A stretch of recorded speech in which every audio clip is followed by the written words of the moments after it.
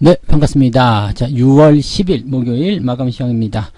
자, 만기일인데도 불구하고 시장이 그래도 올라서 마감이 됐습니다. 괜찮네요. 네.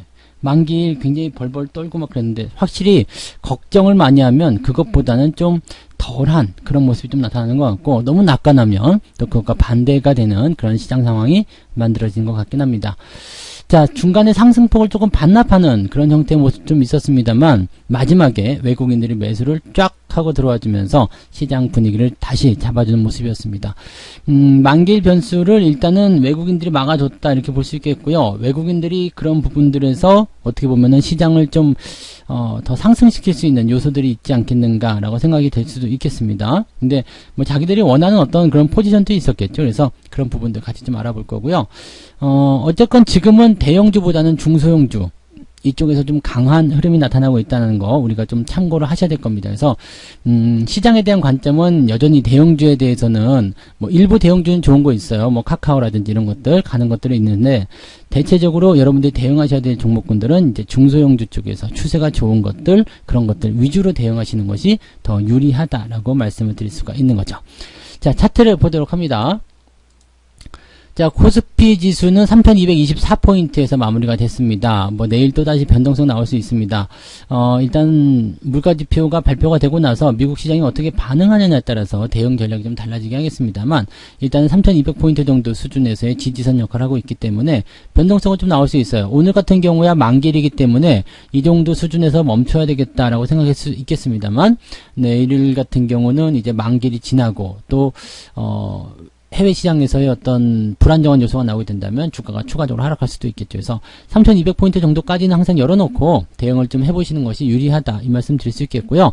어쨌든 그래도 오늘은 올라줬기 때문에 불안하긴 하더라도 또 뭐 추가적인 상승에 대해서 큰 기대감이 없다고 하더라도 오늘은 괜찮네 이야기 해야 될 것 같습니다. 자, 코스닥 시장 같은 경우는 확실히 강한 면모를 보여주고 있습니다. 물론 추가 상승에 대한 여력도 많이 남아있지만 일단 지지선과 가깝다는 것이 또 그러한 의미가 아닐까 생각하기도 합니다. 그래서 만기일이지만 또 자금이 빠져나오면서 코스닥 시장 쪽으로 좀 흘러간 것들, 이런 것들도 전체적으로 복합적으로 시장에 대한 기대감들을 좀 높이는 그런 부분이 아니었을까 생각이 듭니다.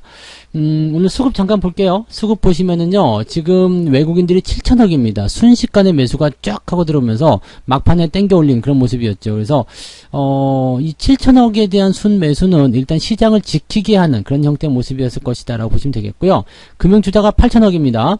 얘네들 차익 실현 다 했다고 말씀드렸죠. 그래서 차익 실현에 대한 관점이 나타나게 되면서 그 부분이 쏟아지니까 외국인들이 그 물량을 다 받았다라고 보시면 될 것 같아요.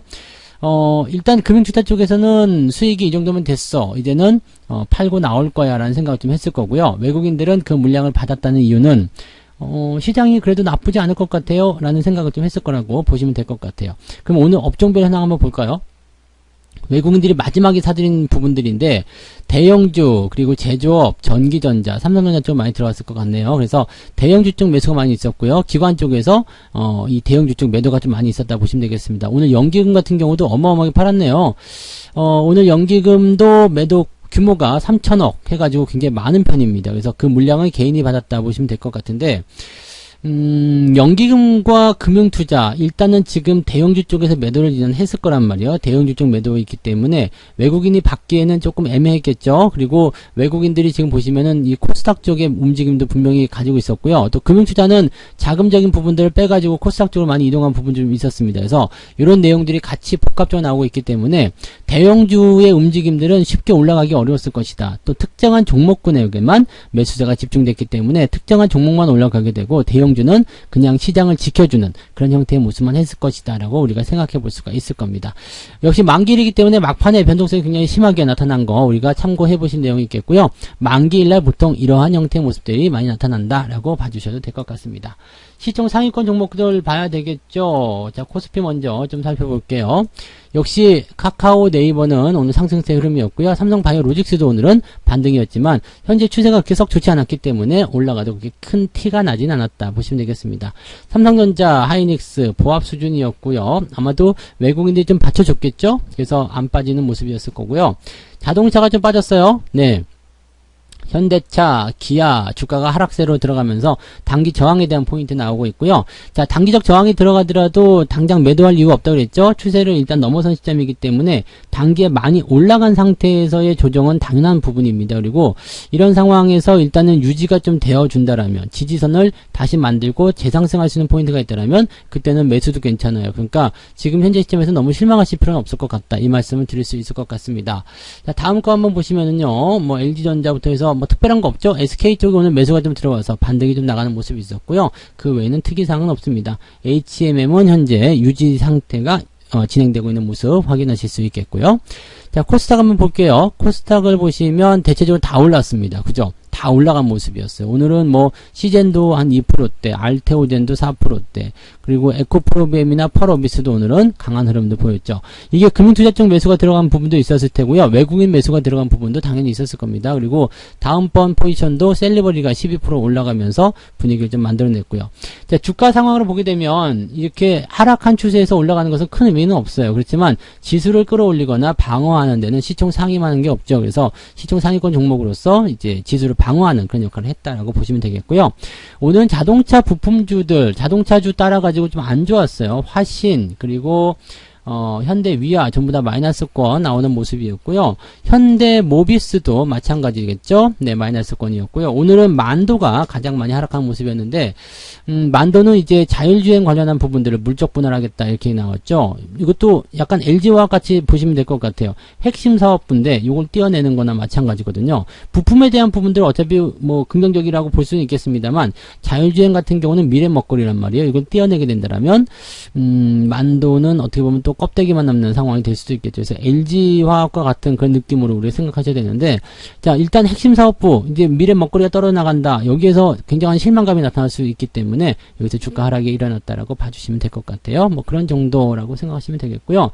자동차 부품주들은 다 나쁘지는 않습니다. 근데 이렇게 특이한 어떤 재료가 있는 종목들은 개별적으로 움직일 수밖에 없었다라고 생각하시면 되겠죠.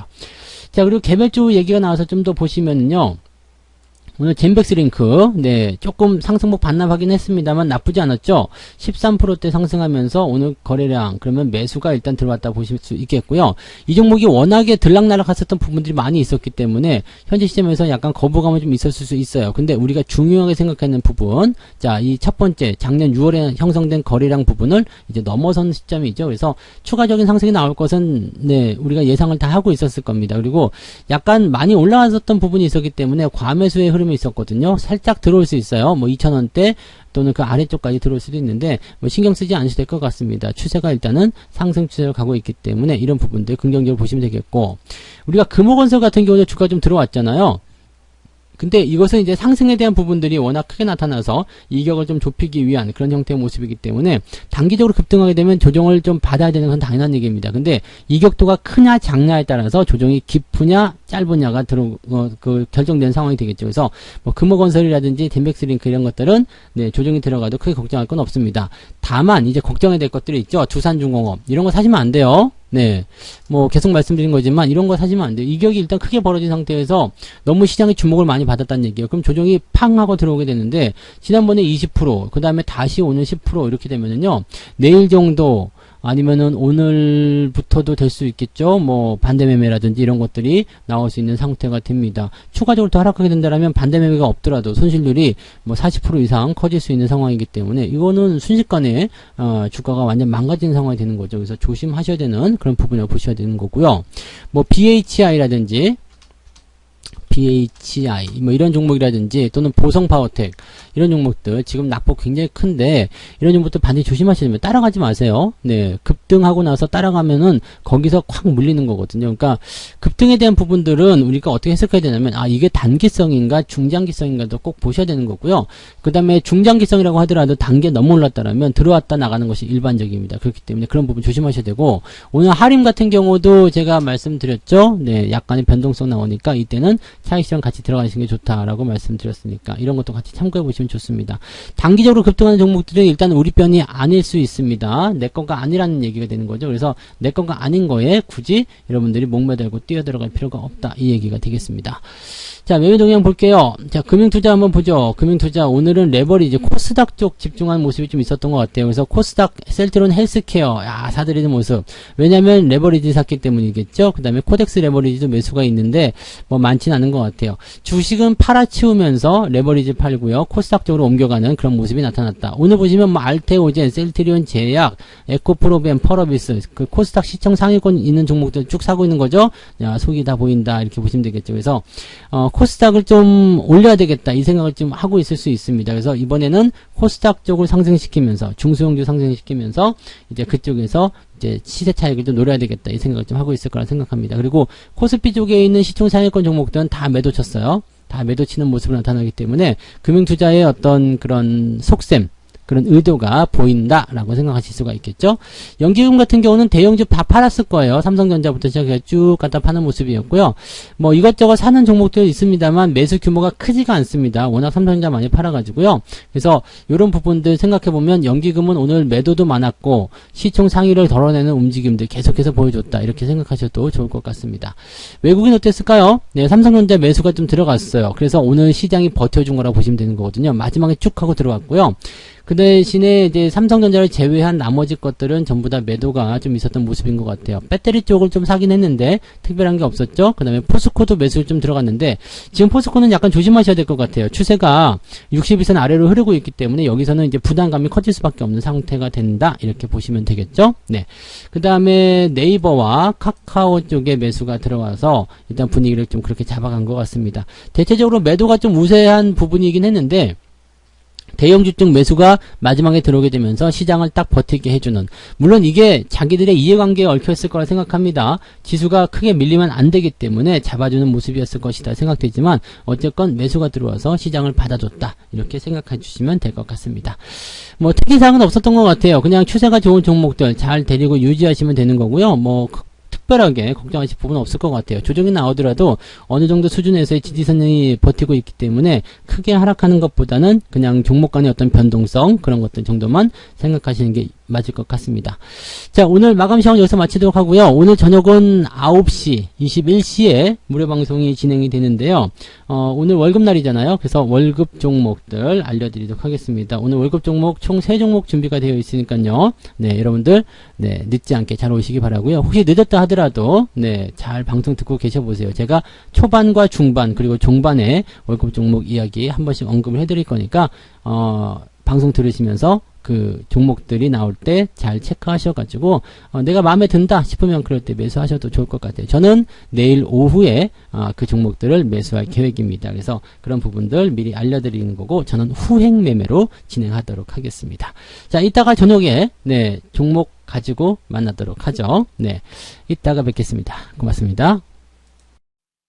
본 방송에서 제공되는 모든 정보는 투자 판단의 참고 자료이며 투자의 최종 책임은 본 방송을 이용하는 본인에게 있습니다.